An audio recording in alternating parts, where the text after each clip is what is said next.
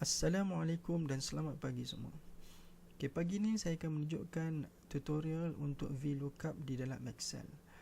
Okay, VLOOKUP ni ianya amat berguna sekiranya kita ada satu jadual. Contohnya macam ni. Ni jadual dia.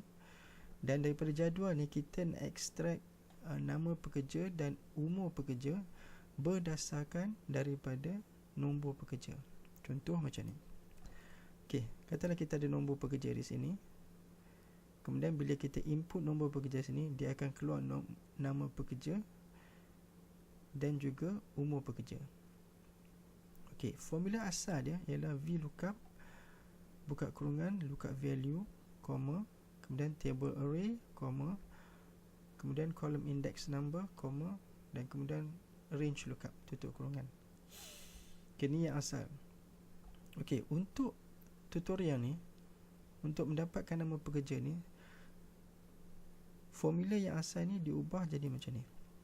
Okay, VLOOKUP buka kurungan C7. C7 ialah lokasi input ni, nombor pekerja. C7 ni ya. C7. Kemudian jadual ialah A1 sampai C11. Okay, kalau kita tengok jadual sini, A1 sampai C11. Okey. Kemudian column index number ni ialah 2. Okey. Untuk nama pekerja ni saya menggunakan 2 sebab kedudukan dia dekat kolom kedua yang ni ya.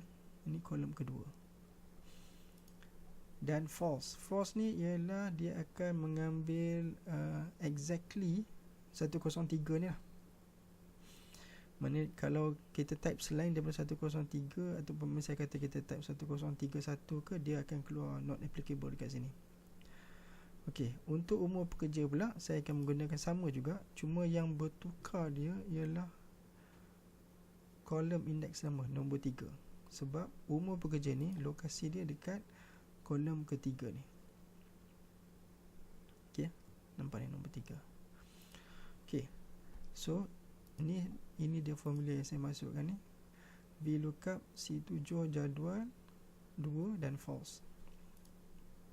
Okay, untuk umur pekerja VLOOKUP C7 jadual nombor 3 dan false. Okay, mari kita masukkan nombor pekerja. Dia bermula daripada 101 sampai 110. Okay, kita masuk dekat sini, let's say 101.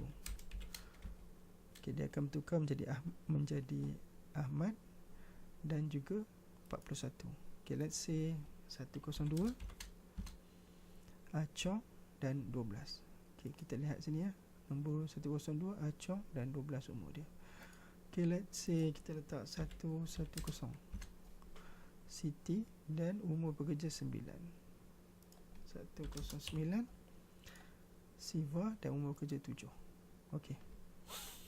So itu saja tutorial untuk VLOOKUP. Mudah sekali dan berguna sekali formula ni ya.